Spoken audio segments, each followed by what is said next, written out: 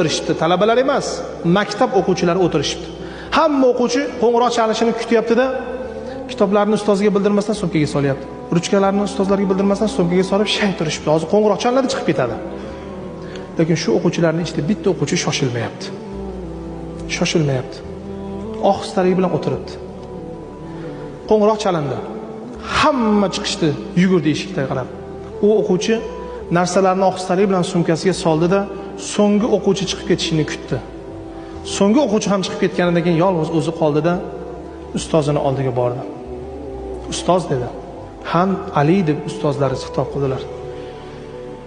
Sinfdoshim meni orqamda o'tiradigan Ahmadni oilaviy sharoiti og'ir. U meni qo'shnim bo'ladi dedi. Xo'p. Shu og'irligidan u Ahmad maktabga kelayotgan vaqtda onasi uni sumkasiga non ham solib qo'ymayapti dedi. Noni ham yo'q.